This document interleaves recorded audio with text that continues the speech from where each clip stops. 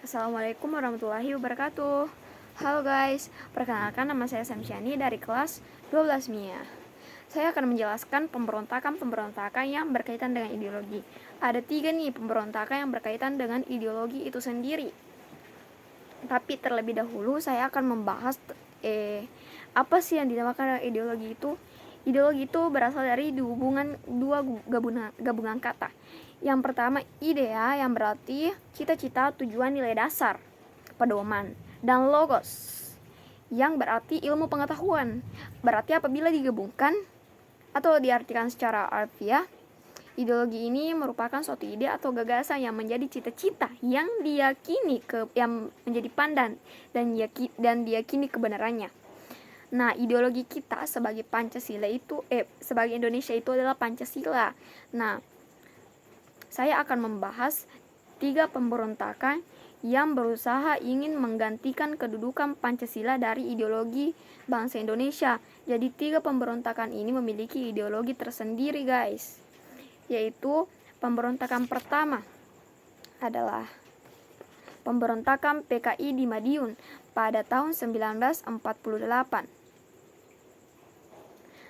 Nah, singkatnya aja ya. Pemberontakan ini tuh berhasil digagalkan guys dengan ditembak matinya musuh serta penangkapan orang-orang yang ada di balik pemberontakan ini.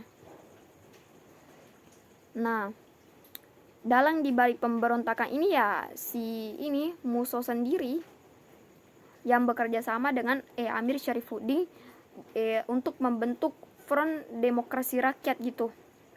Ya, singkatnya seperti itu. Yang kedua, pemberontakan DITI di Jawa Barat. DITI ini artinya Darul Islam atau Tentara Islam Indonesia. Nah, ini akibat adanya mereka ingin menjadikan negara Indonesia ini sebagai negara syarikat Islam. Padahal ada banyak sekali agama yang ada di Indonesia, tapi mereka berusaha memberantas para agama lain. Mereka menganggap bahwa memerangi Belanda itu sebagai suatu berjihad di jalan Allah, tapi tujuan mereka itu tidak sesuai dengan tujuan tidak sesuai dengan tujuan pemerintah yang ada di Indonesia. Karena pemerintah yang ada di Indonesia itu ingin melakukan perdamaian dengan Belanda, tapi justru si dalang di balik DITI ini menolak, guys. Karena yaitu mereka ingin mendirikan negara Islam, cita-cita dari si SM Kartosuwiryo.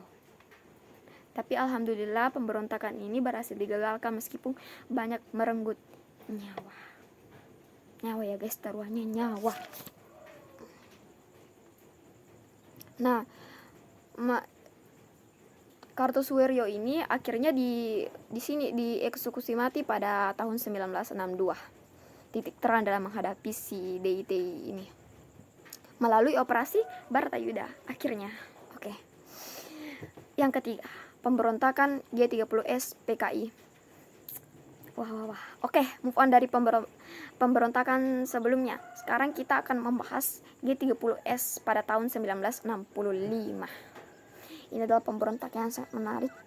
Saya sering sekali mendengar kisahnya di podcast YouTube maupun di Spotify, dan saya sangat terinspirasi dari sana.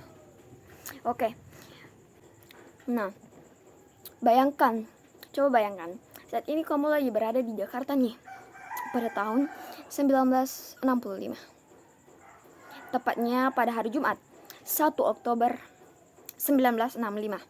Sekitar pukul 7 pagi lah, kamu sedang menghirup udara segar. Kamu lagi santai nih, sambil minum kopi. Enaknya tuh, disponsori oleh Good Day.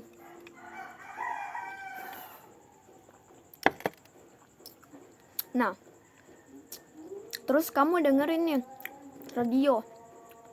Kan pada saat itu masih menggunakan radio ya.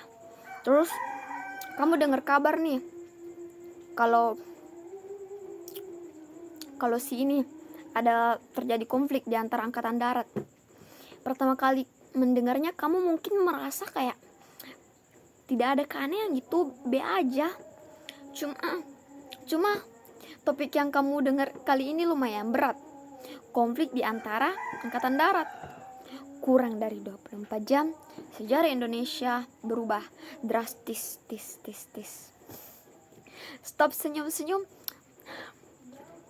Mari kita bahas.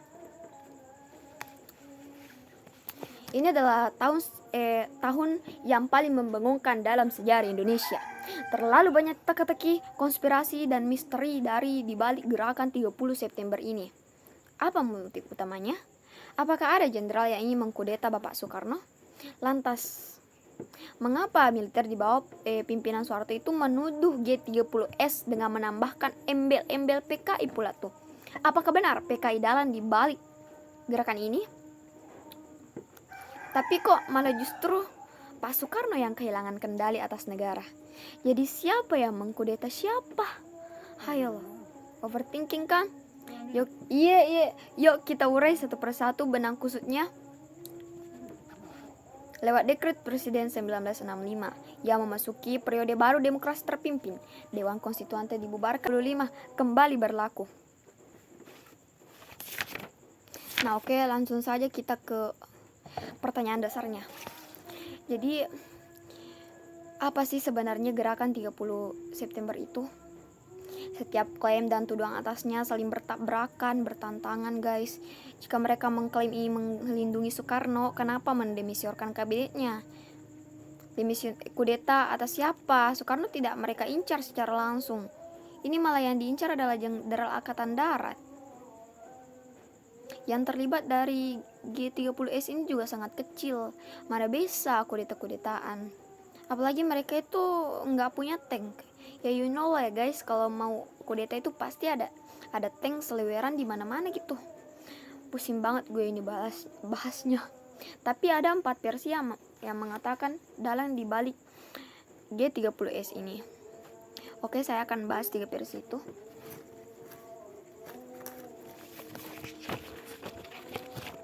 Bentar.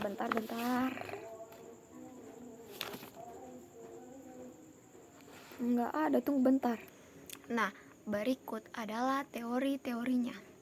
Teori pertama, teori G30S adalah konflik internal Angkatan Darat itu sendiri.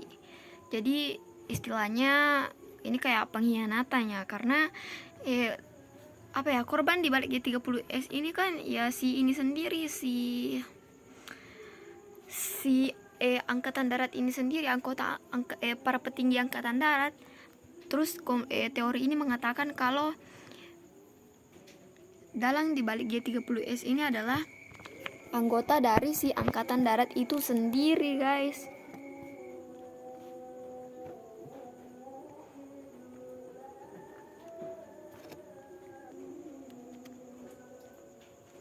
Karena banyak sekali anggota-anggota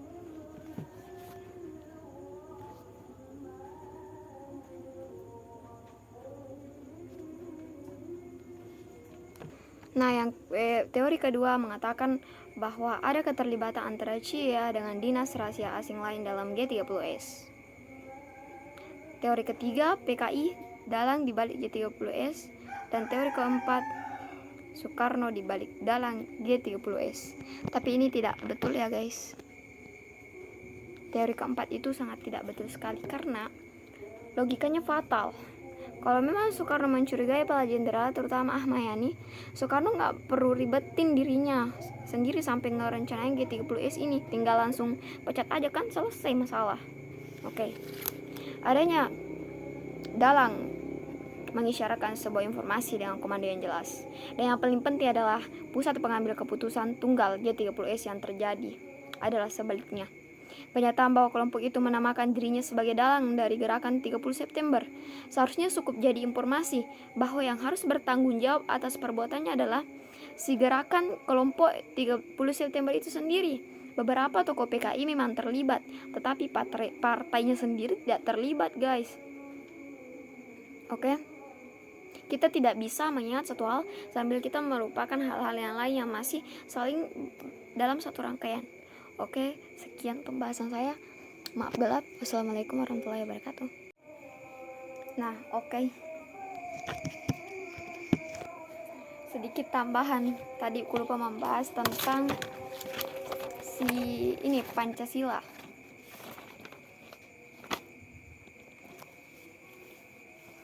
Yaitu nilai-nilai yang mencerminkan dari nilai Pancasila, nilai-nilai positif dari keseharian kita yang mencerminkan nilai dari Pancasila ini. Ideologi kita sebagai bangsa Indonesia, supaya kita tidak teroleng-oleng dengan ideologi lain, maka kita harus mewujudkan ideologi kita sebagai bangsa Indonesia dalam Pancasila, guys. Ya, contohnya pada sila pertama. Sila pertama nih contoh yang mencerminkan, yaitu toleransi dalam beragama, berdoa dan bersyukur setiap hari, meyakini adanya Tuhan Yang Maha Esa dengan sifat-sifatnya.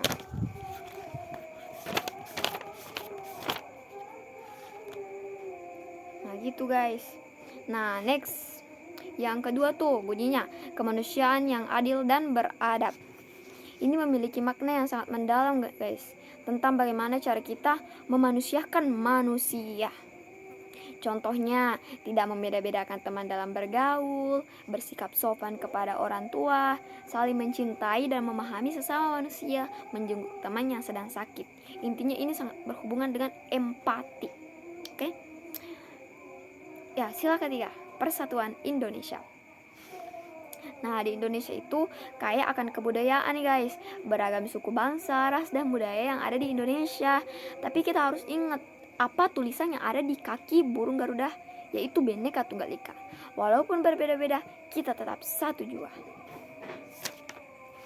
Nah, sikap yang mencerminkan sila ketiga yaitu cinta tanah air dan bangsa, bangga. Kita bangga sebagai bangsa Indonesia, kita bangga menjadi warga Indonesia. Kita harus mencintai dan bangga menggunakan produk buatan Indonesia. Kita harus mempelajari kesenian, bergotong royong, mengikuti upacara bendera, dan lain sebagainya. Yang keempat, kerakyatan yang dipimpin dalam hikmat kebijaksanaan dalam permusyawaratan perwakilan. Nah ini maknanya juga dalam banget loh, pemerintahan dan rakyat. Pemerintahan dari rakyat, oleh rakyat, dan untuk rakyat. Dengan dari kita bermusyawarakat untuk mencapai mufakat atau kesepakatan bersama. Contohnya, menghargai pendapat teman, tidak memaksakan pendapat pribadi kepada orang lain, menerima hasil musyawarah dengan lapang dada. Contohnya itu musyawarah dalam pemilihan ketua kelas, ketua negara, dan lain-lain. Oke, sila kelima, keadilan sosial bagi seluruh rakyat Indonesia. Nah ini agak mirip nih guys kepada sila kedua. Bedanya itu kalau sila kedua lebih mengarah kepada keadilan untuk semua individu, sedangkan sila kelima ini lebih mengarah ke keadilan sosial yang tak kenal suku, ras, budaya, agama, harta, dan lain-lain. Tapi intinya tuh sila kedua ini lebih menekankan kita kepada kemanusiaan, sementara sila kelima lebih menekankan kita kepada keadilan. Untuk lebih jelasnya, alasan guys. Nah, contoh dari sila kelima ini yaitu tidak berbuat curang kepada orang lain, menghormati hak-hak orang lain, menghargai hasil karya orang lain, saling gotong royong, dan membantu. Oke, itulah sikap-sikap yang mencerminkan nilai dari sila-sila Pancasila. Sekian dari saya. Wassalamualaikum warahmatullahi wabarakatuh.